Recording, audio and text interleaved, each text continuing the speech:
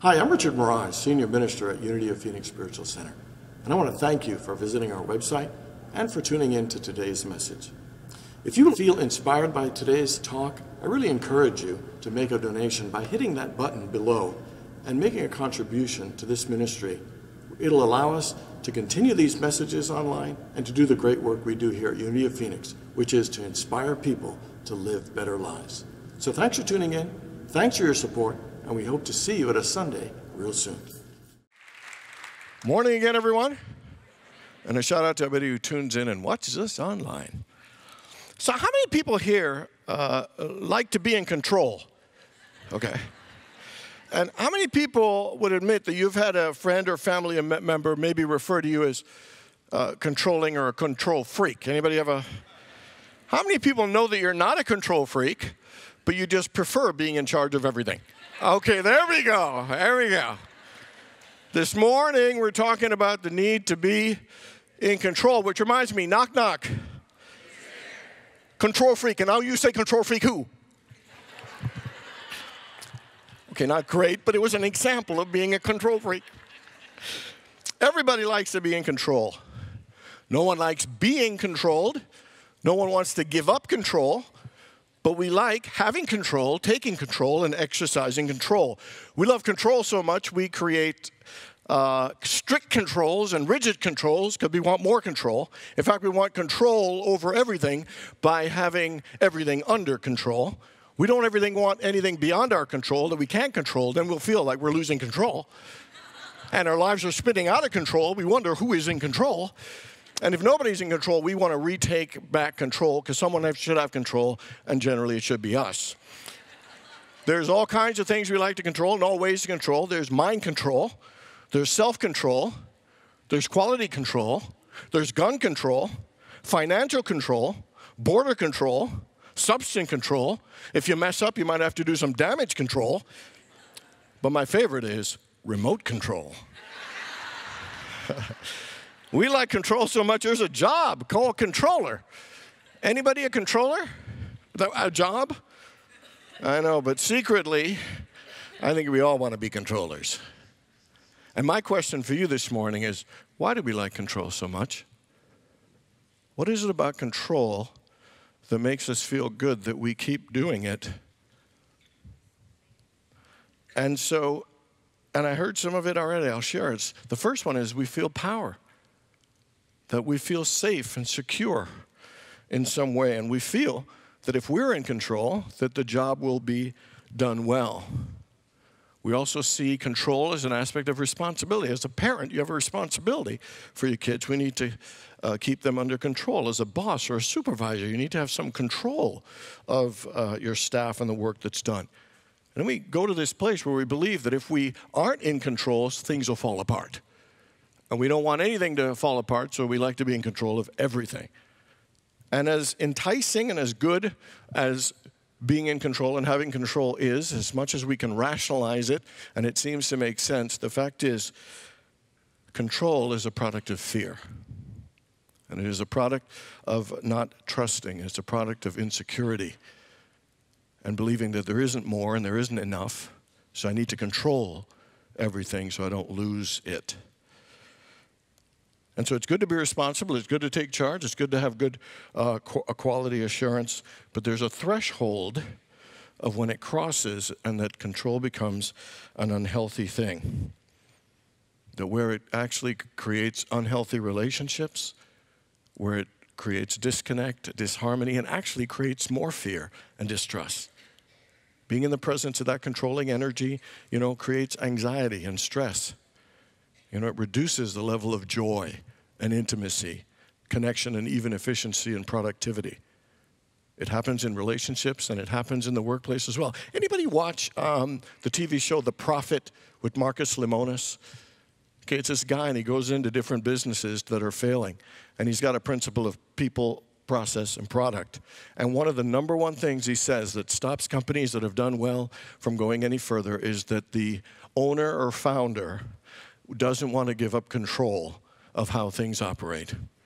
And what happens when the leader is that controlling is what happens is that staff loses morale, The people don't feel trusted and empowered, so it creates disconnect, and you lose efficiency and productivity and lose profits. The controlling, and whether it's in personal relationships, work relationships, or any other area of our life, tends to take us in the exact opposite area, path that we're looking for, which is more love, more joy, more happiness, more fulfillment. You know, as enticing as control is, the fact is it actually limits our joy, and it actually limits our ability to be our best self and to give the very best and to create the best in our lives. So we're in week 3 of a 4-week series from the book called You Are the One by Kurt Blackson. And he is half Japanese, Ghanaian, and he was born in Ghana. And his father was a preacher. And they moved to London. And when he was about 14, his father told him he was going to take over the church. And he didn't want that. He actually wanted to move to Los Angeles and be a spiritual leader and a great teacher. He wanted to be the next Oprah. And so he wrote this book, and I just think it has a lot of great spiritual wisdom and insights. And, you know, in week 1 of You Are the One, he says it's easy for us to believe other people are the one. Other people will write the great book. Other people will be a great success. Other people will make millions. Other people will find loving relationships. We sometimes have a hard time believing that we are the one that's gifted, the one that is talented and brilliant, the one that can make a difference, the one that can bring healing and love to a situation. You know, we have a hard time believing that we are as brilliant and magnificent, but we have been created in the image and the intelligence and the wisdom and the beauty of the divine that has created everything, created us. We are amazing. We are the light of the world. We are wondrously made. We are created in the image and likeness of God. That incredible energy that every one of us, the truth is that you are amazing and important and a priceless expression of God. You are an amazing, important, priceless expression of God. Let's say that together. I am an amazing, important, priceless expression of God. And the fact is, sometimes we're waiting for our break. We're waiting for things. The truth is, the world's waiting for you. The world's waiting for us to recognize our magnificence and to bring it and to share it with the world. Week 2 last week, we talked about taking care of your business. And sometimes we want to move forward, but there's some unfinished business we haven't cleaned up yet. And it's important to take care of that, to release that, to free that, to forgive that energy. The next one is to mind our business. We got to watch what our mind is telling ourselves. And then the third one is expand your business. And where in your life do you need to stretch a little? Where you've been doing the same old, stepping out of the box to expand yourself. And today we're going to look at overcoming the master addiction, which is being controlling. So giving up control scares us a lot because we feel powerless, because we feel helpless, we feel vulnerable, we even feel a little disoriented and not know what to do. So suppose I had the ushers come to you and you had to give up your cell phone and you couldn't have internet for the next week, and I took your wallet, and then I said, hey, we're going on a trip, but I'm not going to tell you where you're going to go or what we're going to do, but we're going to go. How many people would just sign right up for that bad boy?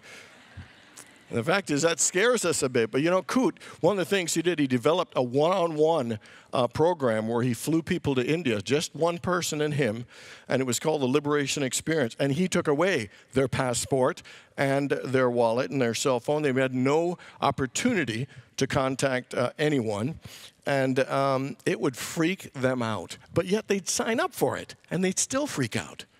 And they'd say, where are we going? What are we doing? What are we eating? I can't do this. I won't do that.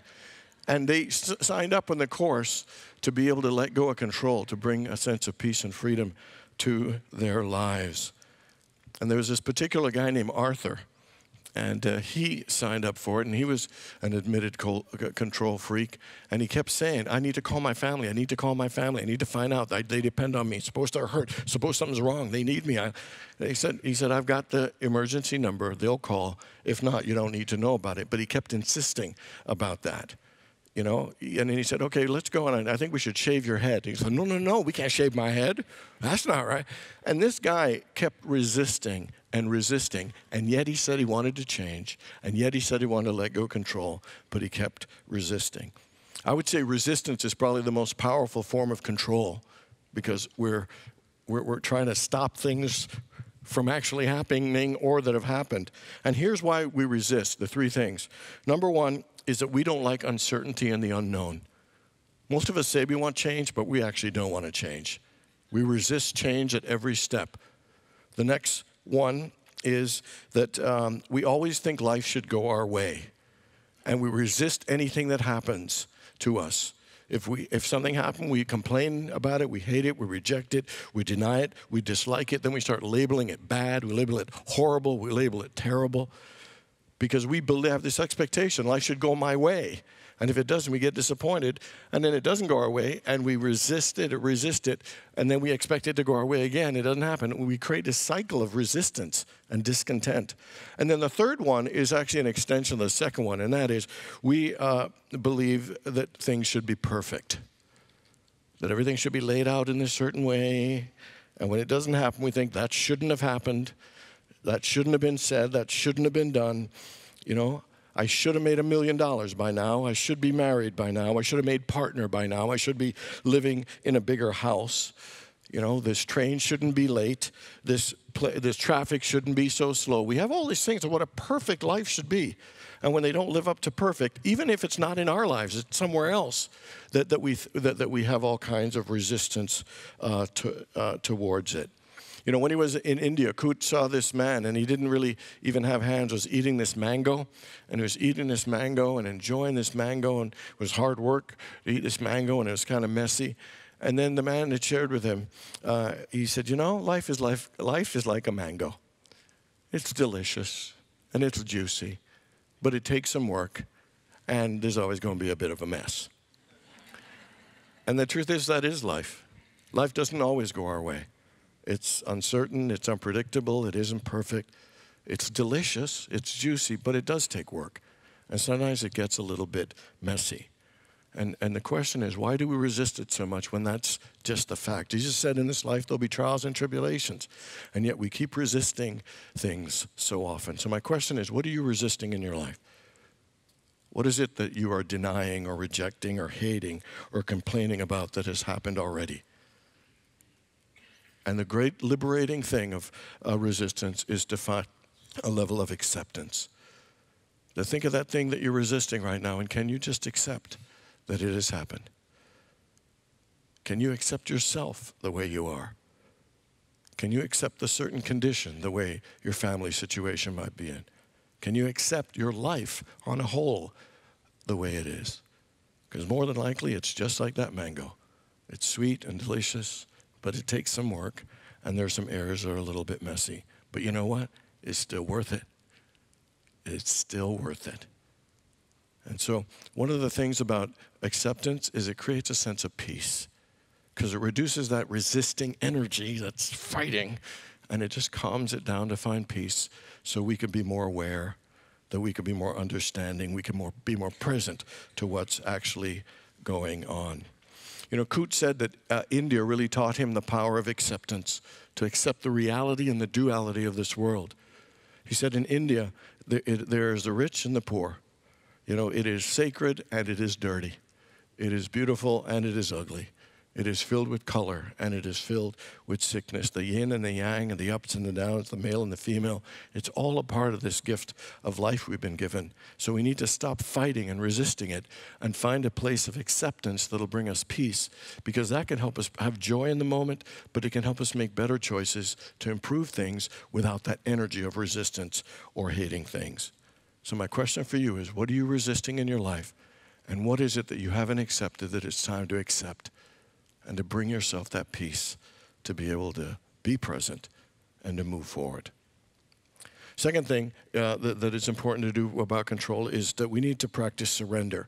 Surrender always feels like such a wimpy, like giving up, surrendering. You know, it feels passive and soft, like we're letting in our guard, that that we're settling and giving up. And the truth is, surrender is really about giving way to something better.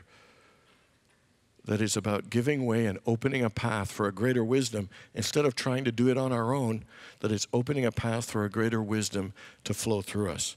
How many people ever read the book, Julia Cameron's book, The Artist's Way? Well, here's my favorite quote of Julia Cameron. She says, creativity is not about control, it's about surrender. That if you want creativity to flow through you, you got to surrender and let go. You got to be a more open path for it. The thing about surrender is you can only surrender if you trust. If you trust that letting go, that there'll be more good. That by letting go, there'll be peace. By letting go, there'll be more insight and wisdom and goodness still to come. Surrender is about, do you trust enough to let go? Kut was kind of an intense kid and a little controlling and got to do this and got to do that. And his father, when he was getting stressed and worried once, said to him, he said, son, did you bring yourself onto this planet? Did you bring yourself to this planet? And think about that. Before we came, a lot of different things happened that brought us here. And look how perfectly that we came here. And that same energy that took care of all those details is still taking care of us. And the only reason we don't feel it is because we close off and try to get too controlling and resisting. That all the wisdom and love and genius and beauty and creativity that we could ever desire is there, but you got to let go. You got to surrender. And surrendering is about a deep, profound letting go at a spiritual level, at an emotional level. It is a deep letting go to open yourself. You know, the greatest, to be a greater channel, you know, to allow this goodness and wisdom to flow. The greatest intention of surrender to me is St. Francis of Assisi. Remember when he said, Lord, make me an instrument of thy peace. And what it is to say, open yourself to allow the wisdom of God to flow through you. To open yourself to be a channel of peace and light and love and joy. To let yourself actually be the channel for the solution, for the creativity, for the answer, for the inspiration, for the ideas, for the goals, for whatever it is, in whatever area, where's the relationship, whether it's business or financial or a legal situation, can you get to a place of surrender and trusting and knowing that that same energy that created you and has supported you still is if you let go and allow it to move through you. You know, instead of living in a state of complaining of why isn't this happening, why don't we live in a state of always opening ourselves to allow life to happen through us in a greater and more amazing way? Acceptance brings a level of peace and relaxes us and reduces the resistance. And then surrender is a deep letting go where we open ourselves to be a greater channel. And then the last one is we need to listen. We need to listen, because sometimes we don't listen very well. Anybody ever received some guidance and you thought, nah, let's not follow it. You didn't listen and it didn't work out as well as you hoped. I mean, even saying, hey, a little voice saying, hey, take your umbrella, and you didn't listen to it, and next thing you know, you're soaked in a storm. All the wisdom we could need is already there when we have acceptance and surrender and open that path. It's always speaking to us. The question is, are you willing to listen? Are you willing to quiet yourself and just listen to the guidance, listen to the wisdom and insight that's already inside of us? You know, so Kut, 5 years after being in L.A., was not quite Oprah yet. And things were not going the way he wanted. He met Steven Spielberg, who set up a meeting with someone, and that didn't go anywhere. And so he's thinking, man, my life just isn't going that way. And so he's sending out letters and packages to entertainment managers, trying to get a TV show, trying to get some kind of gig so he can really share all the spiritual messages. And then finally, a company agrees and calls him in for an interview, and he wows them. They want to sign him to a big contract. And he's thinking, great, TV, thousands, millions of people are going to hear me. I'm going to finally make some money. It is taken off. And then so he starts driving back home, and a voice in him says, no, this is not the right thing. And in his head said, oh, yes, it is. Finally, after all that work, it is. And his gut said, this is not it. And the one thing I love about this guy is even when it's not what he likes, he always listens. He always listens. And so he kept praying, God, what is the thing? What is the thing? And he gets the words, go do the Camino. Anybody know what the Camino de Santiago is? It is a pilgrimage of 500 miles in Spain. John did it. And so, and he's thinking, that's crazy. I don't have the money to do this. I mean, 500 miles, I mean, that's, the whole trip and all that stuff, that's going to be like a couple of months and a lot of money. But he thought, you know what? If this is what the inner voice in me says, I will follow it. And so he has lunch with his best friend, and he said, you know what? I got this guidance about doing this. And his friend said, well, is that what you want to do? He said, yeah, that's what I want to do. He said, I don't know how I'm going to do it, but that's what I want to do. And his friend writes him a check for $10,000. And he says, no, you don't have to lend me $10,000. He says, I'm not lending you. He said, I'm giving you $10,000. Coincidentally, last week, my stock split and doubled and blah, blah, blah, and I had a bonus, and I want to share part of it with you. And so he goes to the Camino, 500 miles, and you know the way he is, setting goals. I'm going to get here, I'm going to get here, I'm going to get there. And he's thinking, oh, and if I do 25 miles every day, I'll get there quicker than everybody else does. And then so he does that, and the first day he's exhausted. And this old man sees him, and he's just wiped out. And he says, son, the Camino's not a race. It's a journey. And it's a journey that you need to enjoy every precious step and every moment. Because the way you do the Camino is the way that you do life. And he realized that the reason the voice sent him there is because he was always just about goals. Hit this, hit that, hit this, hit that. And the Camino taught him that, because sometimes we think over there's got more love and money and success. And he realized that here, right at this moment, there's all the love and success now. We just don't allow ourselves to see it, believe it, or enjoy it. And it changed his whole way that he experienced that thing. And it's changed him as a better speaker and spiritual leader. See, there's a voice in us that knows the truth of who we are and who we came to be. And if we listen to it, not only will it help us make better decisions, but it'll teach us to be more of who we came to be. Because it wasn't about just doing the Camino. It's who he came through doing it.